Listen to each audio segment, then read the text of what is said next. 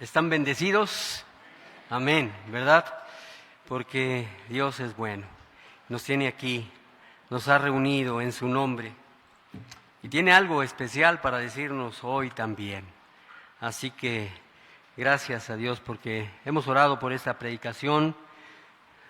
Oremos también siempre que nos acordemos de los ministros, de los pastores que están compartiendo en todo el mundo la palabra del Señor.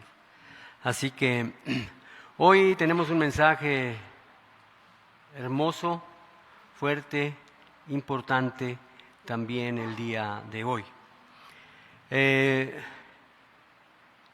Tiene como título El gran lamento de Jesús, el gran lamento del Señor Jesús. Así que pues preparémonos para ese mensaje. Creo que para muchos es muy difícil, yo consideraría inclusive imposible el poder, o más bien el no ver o no enterarnos de lo que sigue pasando en este conflicto de Israel y Palestina. Es difícil, porque ahorita es la noticia del momento, es algo que está impactando a muchísimos personas, y el mundo está expectante a lo que está sucediendo. Entonces es difícil. Probablemente le cambies al canal, probablemente apagues el televisor, pero tal vez te pares en un puesto de periódico y veas las escenas, digo yo, dantescas de lo que está sucediendo en el mundo. Y yo me pregunto, aquí en esta iglesia, en Unifam Campanario, ¿cuántos han estado cargados por lo que está pasando en Israel, en Gaza? ¿Cuántos han estado cargados durante este tiempo? Levanta tu mano si has estado cargado por lo que sucede en este país, en este lugar. Bueno, son pocos, pero es importante que consideremos varias cosas. ¿Cuántos han estado orando por Israel? Más. De hecho, hermanos, así iniciamos en esta iglesia cuando comenzó el conflicto. Estuvimos orando por la paz de Israel y veíamos y vemos que eso es lo que dice la palabra, que oremos por la paz de Israel. Pero también podemos ver que el Señor Jesús también dejó una instrucción muy importante y que debemos de considerar. Dice la palabra del Señor, cuando estuvo en el monte, hubo una instrucción del Señor que dice: oísteis que fue dicho, ojo por ojo y diente por diente, pero yo os digo, no resistáis al que es malo, antes a cualquiera que te hiere en la mejilla derecha, vuélvele también la otra. Y el que quiere ponerte en pleito y quitarte la túnica, déjale también la capa. Y cualquiera que te obligue a llevar carga por una familia, ve con él 2. Una milla, ve con él 2. Al que te pida, dale, y al que quiera tomar de ti prestado, no se lo rehuses. Oísteis que fui dicho, amarás a tu prójimo y aborrecerás a tu prójimo, a tu enemigo, pero yo os digo, amad a vuestros enemigos, bendecid a los que te maldicen, haced bien a los que os aborrecen y orad por los que ultrajan y os persiguen. El Señor Jesús también nos dejó dicho que oráramos por los enemigos. Así que, como creyentes, debemos orar por nuestros enemigos. Y estoy seguro que hay muchos que estamos orando por Palestina, orando por las familias inocentes que están muriendo en esta confrontación. Hay un pleito enorme entre estas dos, entre Palestina y Jerusalén y Israel. Un odio. Ambos están determinados a exterminarse. Hermanos, debemos orar. Hay muchos que necesitan de Dios. Hay muchos judíos, ortodoxos, que no conocen a Jesús como su Señor, como su Mesías. Oremos por cada familia que está muriendo ahora, niños, hombres, mujeres, adultos que están muriendo en medio de esta guerra. Y como creyentes debemos de tener una perspectiva correcta de lo que vemos que está pasando y no, como lo hemos visto en las semanas pasadas, no alarmarnos, no entrar en pánico, pero tampoco debemos de estar en indiferencia. Debemos orar. Gracias a Dios por lo que el Señor Jesús nos dejó como señales del fin que hemos visto, y nos advirtió y les advirtió a los discípulos que se cuidaran de no ser engañados. Hermanos, es necesario estudiar el contexto político, social, espiritual, porque se está dando una guerra y siempre la debemos de ver bajo la perspectiva bíblica. Empezamos viendo el capítulo 24 de Mateo, que nos ha dado luz sobre las señales del fin, y yo te aconsejo de manera personal que leas el capítulo 24 de Mateo. Léelo y vuélvelo a leer y vuélvelo a leer, y Dios te dará luz en cuanto a estas circunstancias que estamos viviendo. El capítulo 24 de Mateo podríamos decir que es el mapa que el Señor Jesucristo nos da de las señales antes de su segunda venida. En este capítulo podemos ver que Israel es el reloj de Dios. Es el reloj de Dios. Y todos tenemos que entender que los ojos de Dios están puestos sobre Israel. Cuando Jesucristo el Señor venga en gloria, en su segunda venida, llegará a Jerusalén y todo ojo le verá y toda lengua le confesará, pero Él llegará a Israel. No sé si te has puesto a pensar que ninguna nación en el mundo ha estado tantas veces en guerra como Israel. Desde que el Señor estableció Israel, ellos han estado en guerra. Léelo, allí en tu Biblia está.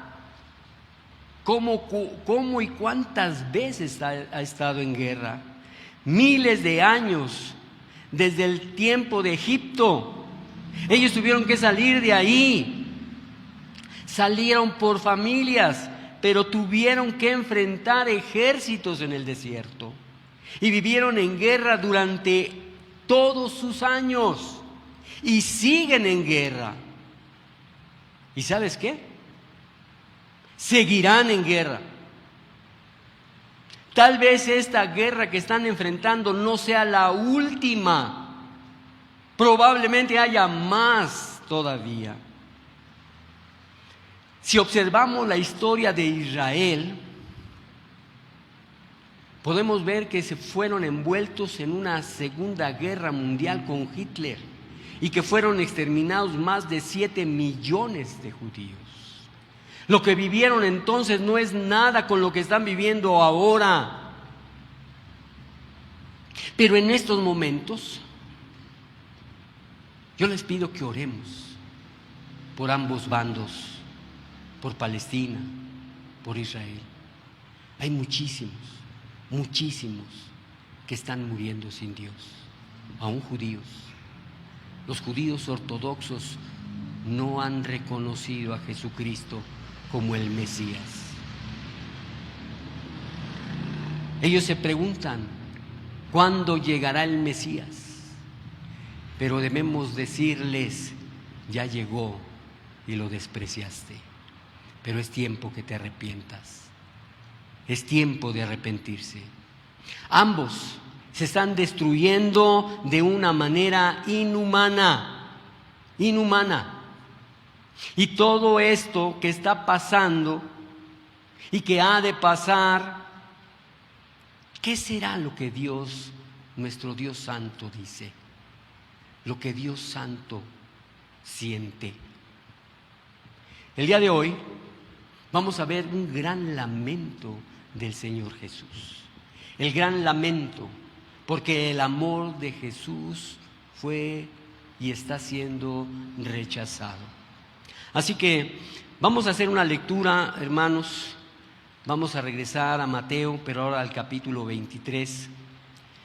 Mateo 23, capítulo 23, versos 37 al 39.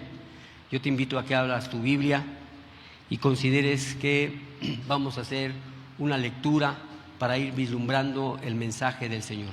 Si ya has localizado esta porción, te pido de favor que la leamos juntos reverentemente.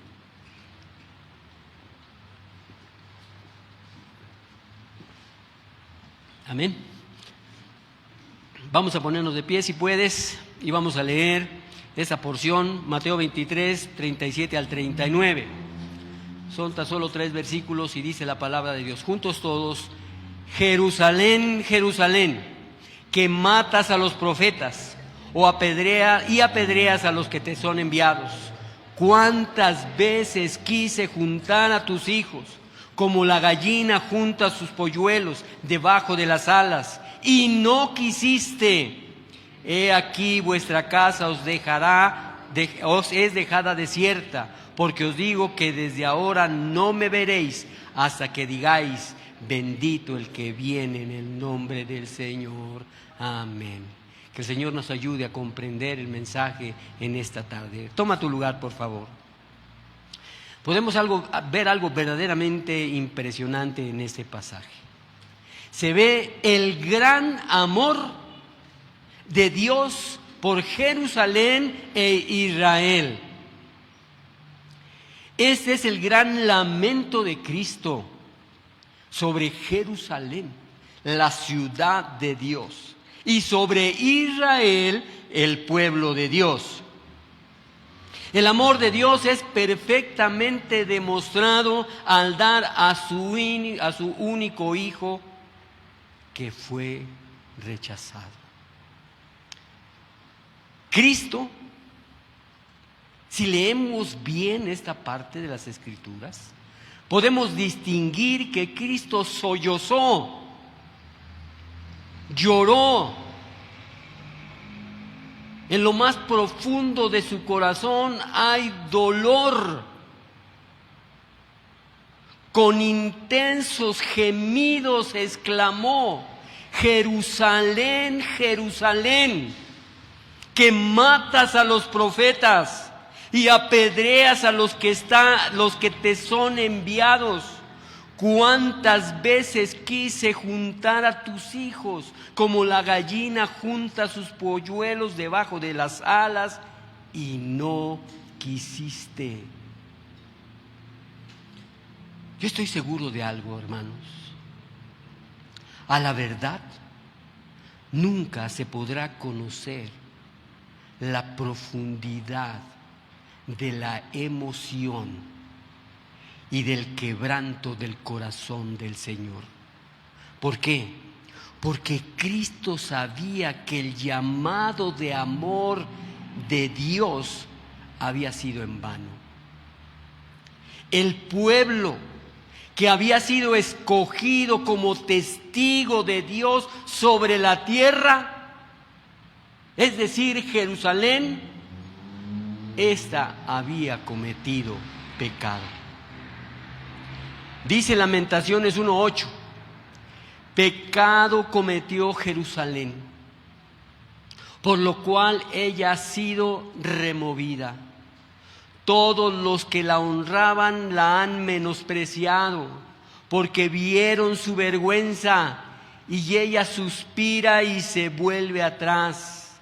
Dice la Nueva Versión Internacional, ella misma gime y no se atreve a dar la vuelta. La traducción viviente dice, lo único que puede hacer es gemir y taparse la cara.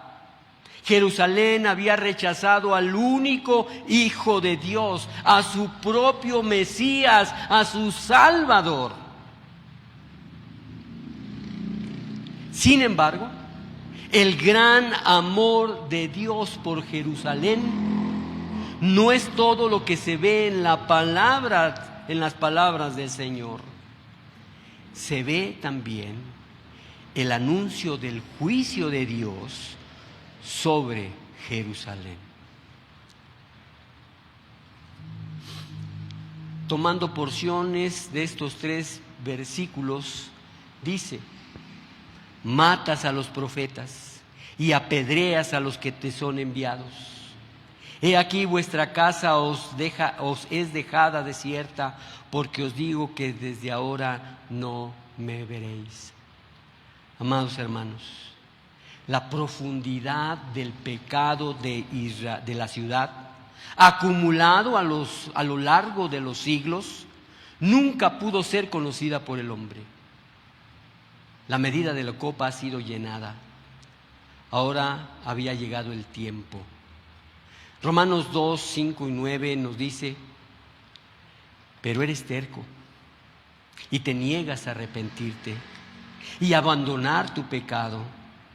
Por eso vas acumulando un castigo terrible para ti mismo, pues se acerca el día de la ira, en la cual se manifestará el justo juicio de Dios. Él juzgará a cada uno según lo que haya hecho. Dará vida eterna a los que siguen haciendo el bien, pues de esa manera demuestran que buscan la gloria y el honor y la inmortalidad que Dios ofrece. Pero derramará su ira y enojo sobre los que viven para sí mismos, los que se niegan a obedecer la verdad y en cambio viven entregados a la maldad.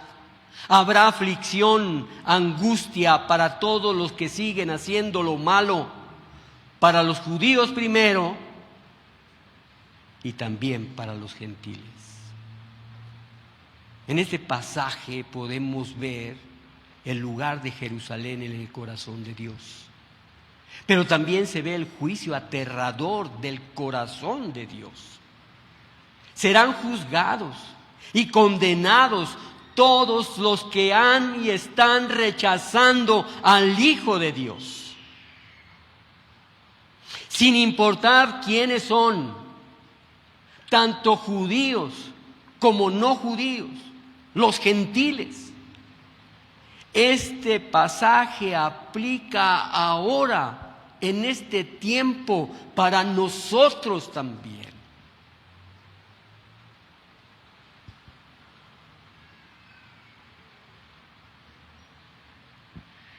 Veamos a detalle el versículo 37 de Mateo 23. De nuevo, el lamento del Señor Jesús. Jerusalén, Jerusalén, que matas a los profetas y apedreas a los que te son enviados. ¿Cuántas veces quise juntar a tus hijos, como la gallina junta sus polluelos debajo de las alas? Y no quisiste. Primer punto: el pecado pasado de Jerusalén persiguió a los mensajeros de Dios. El gran pecado de Jerusalén es que persiguió a los mensajeros de Dios. Los ridiculizó, persiguió y mató a los mensajeros de Dios. Cristo, por supuesto, estaba hablando a todos los israelitas incrédulos. pero especificó a Jerusalén porque ella era la capital,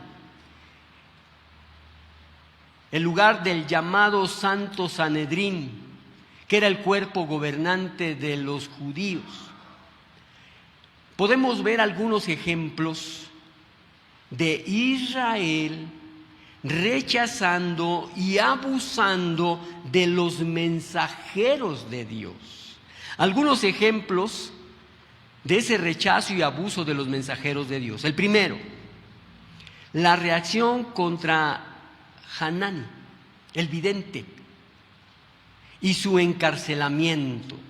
Dice allí en 2 de Crónicas 6, del 7 al 10, en ese tiempo Hanani, el vidente, fue a ver al rey Asa y le dijo: por cuanto pusiste tu confianza en el rey Aram, en lugar de confiar en el Señor tu Dios, perdiste la oportunidad de destruir el ejército del rey Aram. ¿No recuerdas lo que pasó a los etíopes y a los libios y a su enorme ejército cuando, con todos sus carros de guerra y los conductores, en ese tiempo confiaste en el Señor y Él los entregó en tus manos? Los ojos del Señor recorren la tierra para fortalecer a los que tienen el corazón totalmente comprometido a Él. ¡Qué necio has sido! De ahora en adelante estarás en guerra. Asa se enojó tanto contra Hanani por haber dicho esto, que lo echó a la cárcel y lo puso en el cepo, y en ese tiempo Asa comenzó a oprimir a algunos de su pueblo. ¿Qué vemos aquí? Algún ejemplo, es un ejemplo del rechazo de los mensajeros de Dios. Y hay otro, el apedreamiento de Zacarías. Dice allí en 2 de Crónicas 24, 20 y 21. Entonces el Espíritu de Dios vino sobre Zacarías, hijo de Joaida el sacerdote. Se puso de pie adelante del pueblo y dijo: esto dice Dios, ¿por qué desobedecen los mandatos del Señor e impiden su propia prosperidad? Ustedes han abandonado al Señor y ahora Él los ha abandonado a ustedes. Entonces los líderes tramaron matar a Zacarías, y el rey Joás ordenó que lo mataran a pedradas en el atrio del templo del Señor. El gran pecado de Israel es que ridiculizó, ofendió y mató a los enviados del Señor. Otro ejemplo es cuando arrojaron a Jeremías en el pozo. Jeremías 38:6 dice: así que los funcionarios sacaron a Jeremías de la celda y lo bajaron con sogas a una cisterna vacía en el patio de la cárcel que pertenecía a Malaquías, miembro de la familia real. La cisterna no tenía agua, pero Jeremías se hundió en una espesa capa de barro que había en el fondo. Y un ejemplo más, el intento de silenciar al profeta Amós. Dice Amós 7, 11 y 13: anda diciendo, pronto matarán a Jeroboam y el pueblo de Israel será enviado al destierro. Entonces Amasías envió órdenes a Amós: vete de aquí, profeta, regresa a la tierra de Judá y gánate la vida profetizando allí. No nos molestes con tus profecías aquí y vete aquí en Betel. Este es el santuario del rey y el lugar nacional de culto. Estos son ejemplos de Israel rechazando y abusando de los mensajeros de Dios. Hay algunos ejemplos también de la persecución librada por el Sanedrín después de Cristo. Y estos son los siguientes: la garantía de arresto para los primeros creyentes. Dice ahí Hechos 9, 1 y 2. Mientras tanto Saulo, antes de que se convirtiera, no Pablo, Saulo apenas, Dice, mientras tanto Saulo, respirando aún amenazas de muerte contra los discípulos del Señor, se presentó al sumo sacerdote y le pidió cartas de extradición para las sinagogas de Damasco. Tenía la intención de encontrar y llevarse presos a Jerusalén a todos los que pertenecían al camino, fueran hombres o mujeres. Hay otro ejemplo, las órdenes de rodear a los creyentes y perseguirlos. En Hechos 8:1 dice, y Saulo estaba allí aprobando la muerte de Esteban. Aquel día se desató una gran persecución contra la iglesia en Jerusalén y todos, excepto los apóstoles, se dispersaron por las regiones de Judea y Samaria. Y uno último, el apedreamiento de Esteban. Hechos 7, 57 al 60 dice, entonces ellos se taparon los oídos y con las manos empezaron a gritar, se lanzaron sobre él y lo arrastraron fuera de la ciudad y comenzaron a apedrearlo. Sus acusadores se quitaron las túnicas y las pusieron a los pies de un joven que se llamaba Saulo. Mientras lo apedreaban, Esteban oró, Señor Jesús, recibe mi espíritu. Cayó de rodillas gritando, Señor, no los culpes por este pecado. Y dicho esto, murió. Esto fue lo que esto fue la persecución librada por el Sanedrín después del Señor Jesucristo. Amada iglesia, podemos ver la ridiculización y la persecución de los mensajeros de Dios. Fue algo tan común a lo largo de los siglos que Cristo dijo en otra ocasión, si hoy, mañana y pasado mañana debo seguir mi camino, pues después de todo, no se debe matar a un profeta de Dios en un lugar que no sea Jerusalén. Dios tiene a sus mensajeros muy cerca de su corazón. Durante toda la vida, Dios tiene mensajeros y esos están muy profundamente metidos en su corazón. Ha habido mensajeros, hay mensajeros y seguirá habiendo mensajeros de Dios. Y Él los tiene en su corazón y es extremadamente protector hacia ellos. Ridiculizar y ofender a uno de sus siervos es una ofensa muy grave. Jerusalén y el pueblo de Israel eran culpables de muchos pecados, pero este pecado es el que más les condena. En conjunción con este pensamiento está el siguiente hecho. Fueron primordialmente las murmuraciones de Israel contra Dios en el desierto lo que hizo que Dios juzgara tan severamente a esa generación. Las Escrituras dicen en Romanos 14:4, ¿quién eres tú para juzgar a los sirvientes de otro? Su amo dirá si queda de pie o caen. Y con la ayuda del Señor quedarán en pie y recibirán la aprobación de Él. Debemos reflexionar, hermanos. Pensemos en esto. Con frecuencia se ridiculiza al verdadero mensajero de Dios. Con frecuencia, y ahora se está ridiculizando, ofendiendo y mofándose de los mensajeros de Dios. Y hay dos hechos muy importantes que debemos de considerar. Y el primero es el motivo de su persecución. Porque Dios a través de los mensajeros tiene un propósito: de corregir al mundo injusto. Dios tiene un propósito que a través de sus mensajeros puedan cambiar el corazón que se autojustifica. Que también haya la purificación de la mente licenciosa, el sacrificio de la vida egoísta. Por eso ahora, en este tiempo, en este tipo de manera de vivir, Se está ridiculizando al verdadero mensajero de Dios. Cuando habla la verdad, cuando confronta, cuando reta en las iglesias. Los mensajeros son ridiculizados por el mensaje de Dios. Los hombres se resisten a la corrección de Dios y su demanda a un cambio, a vivir en pureza. Resisten el sacrificio de uno mismo. Por naturaleza resisten semejante restricción.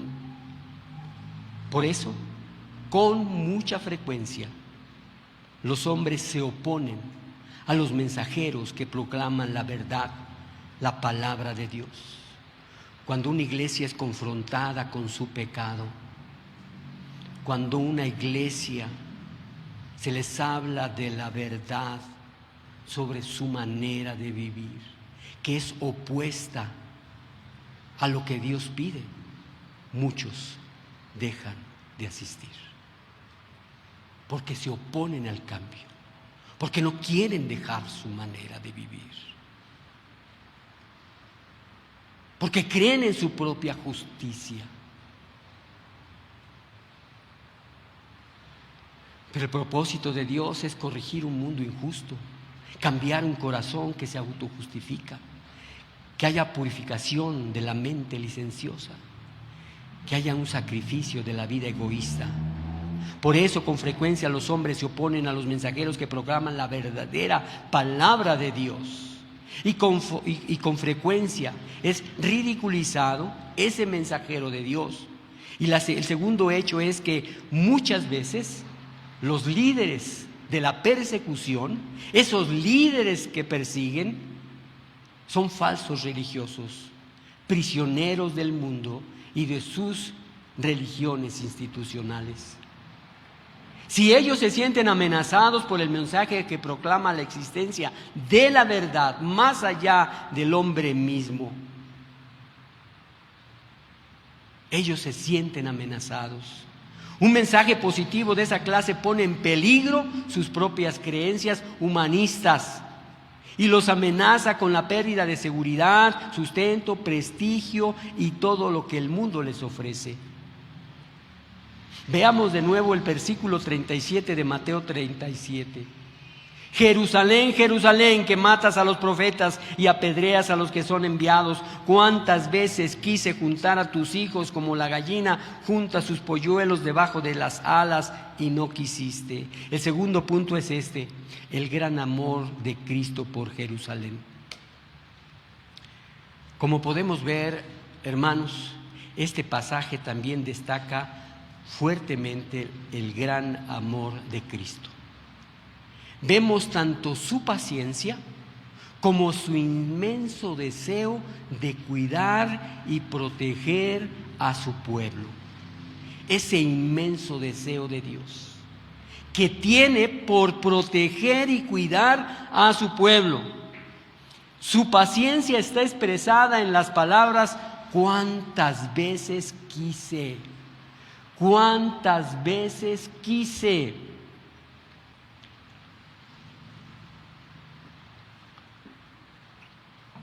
Hubiera salvado personalmente al pueblo, los hubiera salvado muchas veces.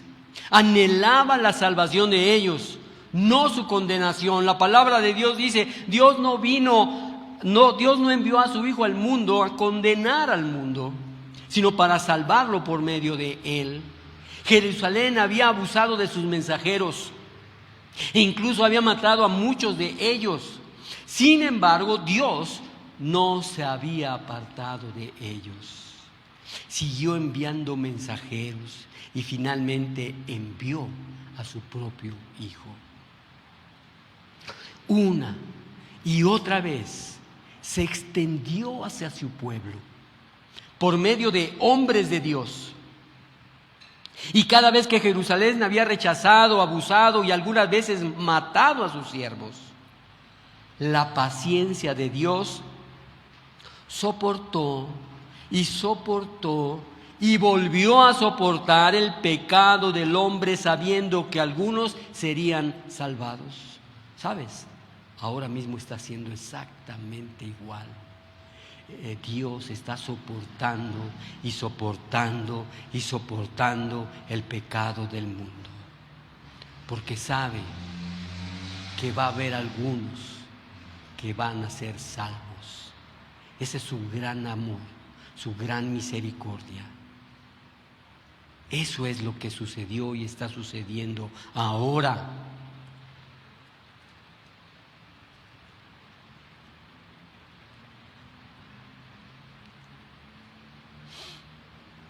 Veamos tanto su paciencia como su inmenso deseo de cuidar y proteger a su pueblo.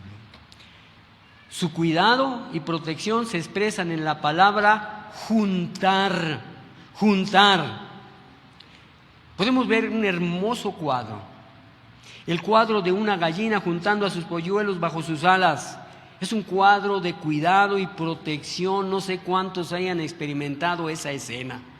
Es hermoso que en algún lugar de alguna casa, de una hacienda, de un rancho, podemos ver a esa gallina juntando sus polluelos y protegerlo con sus alas.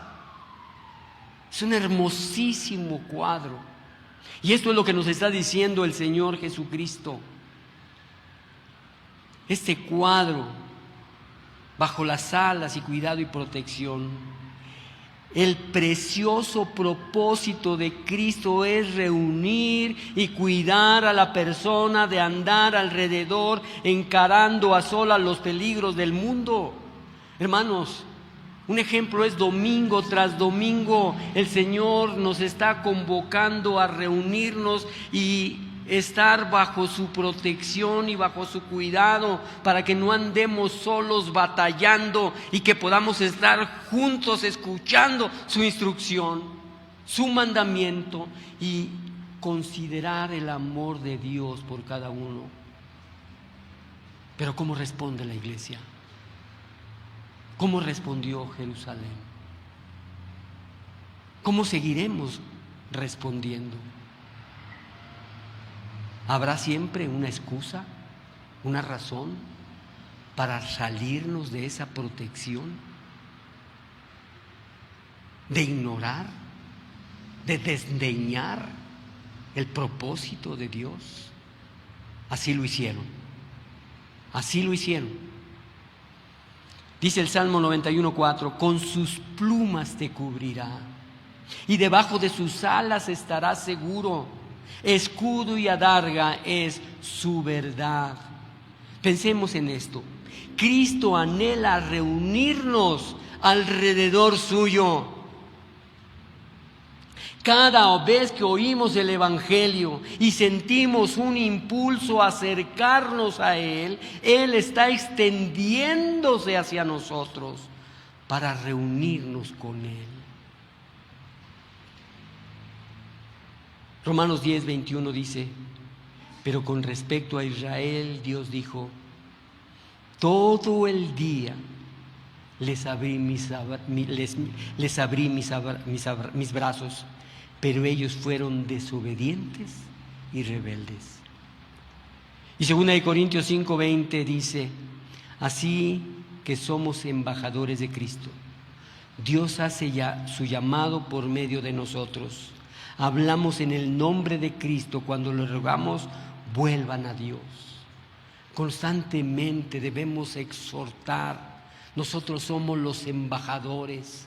Tú conoces a alguien que se ha congregado y di: vuelve, congrégate. Dios quiere reunirte y protegerte.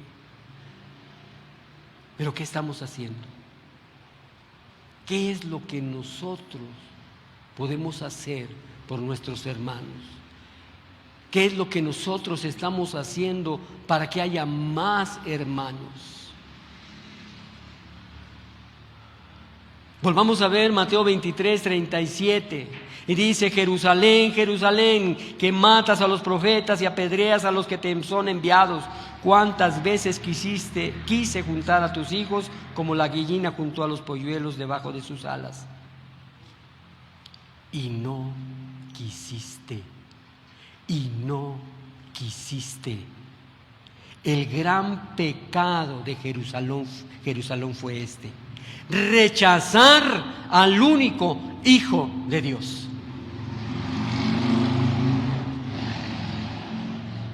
Él los hubiera salvado, pero ellos no querían ser salvados. Y todavía hay muchos judíos ortodoxos que no quieren ser salvados, que no aceptan a Jesús como su Mesías, como su Salvador. Por eso es el lamento del Señor Jesús: Jerusalén, Jerusalén. Debemos orar por todos esos judíos ortodoxos, para que reciban la salvación a través de Jesucristo, que vino para salvación del mundo. Debemos de orar por los de Palestina, debemos de orar por el mundo entero que no conoce y rechaza a Jesucristo como su Dios. Es tiempo de considerar este lamento de Jesús. Es tiempo de ponerlo en nuestra mente, tomarlo para nosotros y compartir su evangelio. Porque a ellos los hubiera salvado, pero ellos no querían ser salvados. Escucharon a Cristo, vieron a Cristo, incluso pudieron tocar a Cristo. Dice Primera de Juan 1:1: les anunciamos al que existe desde el principio, a quien hemos visto y oído. Lo vimos con nuestros propios ojos y lo tocamos con nuestras propias manos. Él es la palabra de vida. Escucharon a Cristo, vieron a Cristo, inclusive pudieron tocar a Cristo, pero lo rechazaron. Y su rechazo fue deliberado. Rechazaron el amor de Dios porque les fue demostrado en Cristo. Rechazaron el amor de Dios que les fue demostrado en Cristo. Dios demostró su amor entregando a su único Hijo. Rechazaron los términos de las demandas de Dios. Dios demanda que viviesen para Él. ¿Cómo? Creyendo en su único Hijo, viviendo día tras día vidas santas. Luego irían a proclamar el mensaje de salvación en el Hijo de Dios. Rechazaron la justicia de Dios, confiando en su propia justicia. Pensemos en todo esto, hermanos. Que por los mismos motivos los hombres siguen rechazando a Cristo. ¿Por qué? Rechazan la revelación de Dios para el hombre. Dice la palabra de Dios: porque de tal manera amó Dios al mundo, que ha dado a su Hijo unigénito, para que a todo aquel que en Él cree no se pierda, mas tenga vida eterna. Todavía están rechazando a Cristo. Dice la palabra de Dios: mas Dios muestra su amor para con nosotros, que siendo aún pecadores, Cristo murió por nosotros. Se sigue rechazando la revelación de Dios para el hombre, y rechazan la afirmación de que Cristo de ser la revelación de Dios, de ser el Hijo de Dios. Mira cómo lo describe o cómo lo registra Juan 9, 35 al 37. Cuando Jesús supo lo que había pasado, encontró al hombre y le preguntó: ¿crees en el Hijo del Hombre? ¿Quién es, Señor? Contestó el hombre: quiero creer en Él. Ya lo has visto, le dijo Jesús, y está hablando contigo. Se sigue rechazando la afirmación de Cristo de ser la revelación de Dios y de ser el Hijo de Dios. Juan 10:33 dice: no te apedreamos por ninguna buena acción, sino por blasfemia. Contestaron: tú, hombre común y corriente, afirmas ser Dios. Rechazan la afirmación de Cristo de ser la revelación de Dios y ser el Hijo de Cristo. Y aún más, rechazan la justicia de Dios y confían en su propia justicia. Romanos 10, 3 al 4 dice: pues no entienden la forma en que Dios hace justas a las personas ante Él. Se niegan a aceptar el modo de Dios y en cambio se aferran a su propio modo de hacer justos ante Él, tratando de cumplir la ley. Sin embargo, Cristo ya cumplió el propósito por el cual se entregó la ley.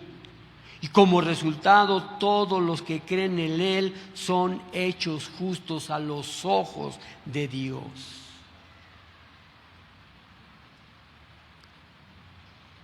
Veamos ahora Mateo 23, 28 y 39. 38 y 39. He aquí vuestra casa os dejará desierta, porque os digo que desde ahora no me veréis, hasta que digáis: bendito el que viene en el nombre del Señor. Aquí vemos algo aterrador, hermanos, verdaderamente aterrador. El aterrador juicio sobre Jerusalén. Y fue triple. La casa de ellos sería abandonada por Dios, dejada en sus propias manos. La palabra casa se refiere al templo de ellos, a su nación, a sus vidas. Ellos querían el control de todo, hacer como les placía con sus vidas, con sus posesiones. ¿Te es esto familiar? Cristo dijo que les concedería su deseo. La presencia de Dios se apartaría del templo, de su nación, de sus vidas, e iba a dejar todo en las manos de ellos. Es aterrador el juicio sobre Jerusalén. Y el otro es que la casa de ellos sería desolada, sería destruida.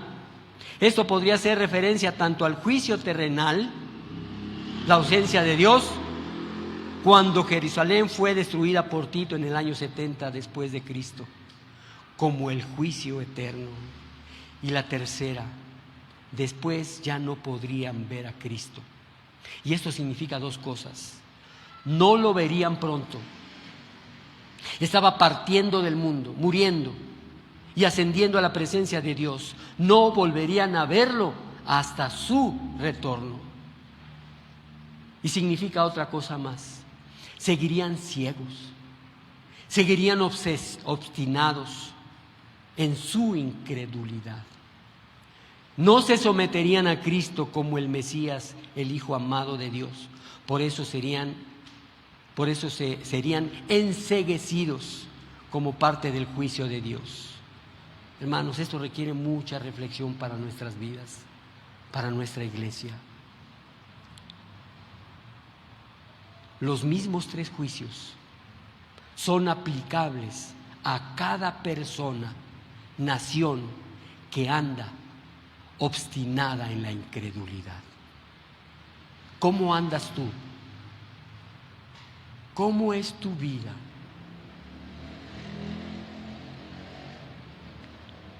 Estos tres juicios son aplicables a cada persona, a cada nación que anda obstinada en incredulidad. Dios los abandonará, los destruirá y no podrán ver a Cristo. Y por último, Mateo 23, 39.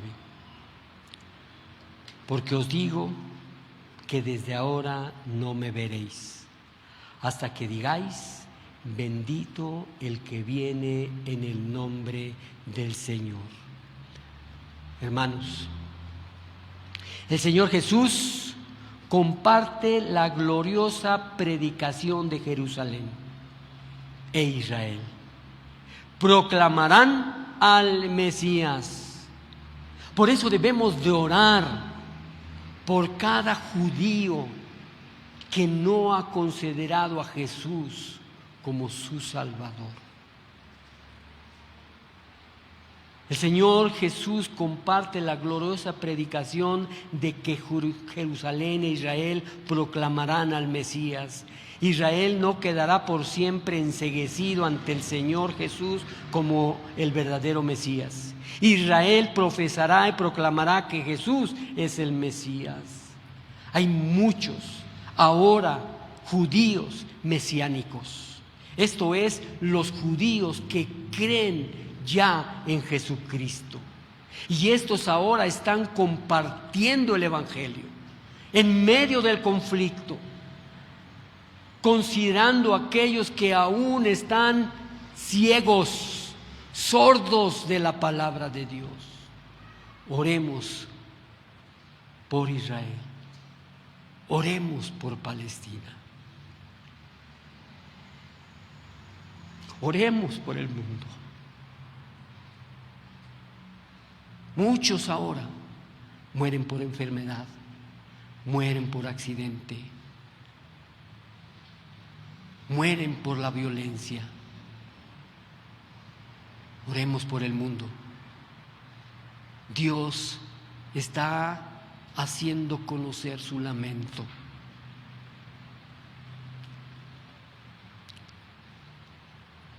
Notemos dos cosas. Las palabras hasta que digáis. Hasta que digáis. Estas palabras se proyectan al futuro. Israel no quedará ciego para siempre. Israel profesará que Jesús es el Mesías y ese día ya viene. Y notemos la segunda cosa. Las palabras, bendito el que viene, mira en torno a Jesús. Israel va a proclamar que Jesús es el Señor, el Mesías, cuando retorne en gran gloria en el nombre del Señor. Y te dejo con esta porción de las Escrituras.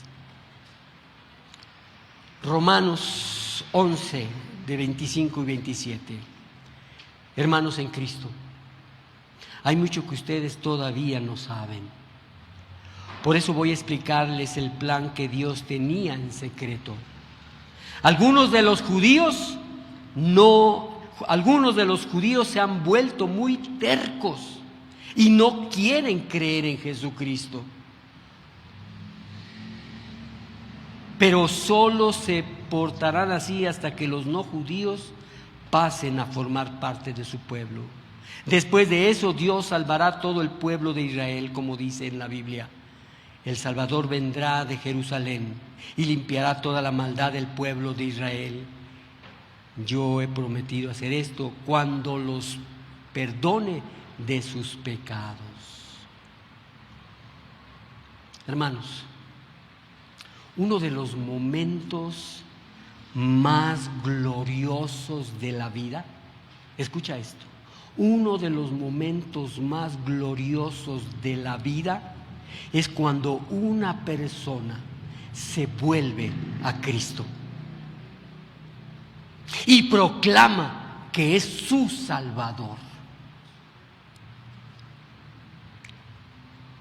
Es un volverse que toda persona debe de experimentar. Algún día, tu padre, tu madre, tu hermano, tu hijo, tu nieto, deberá experimentar el volverse a Cristo.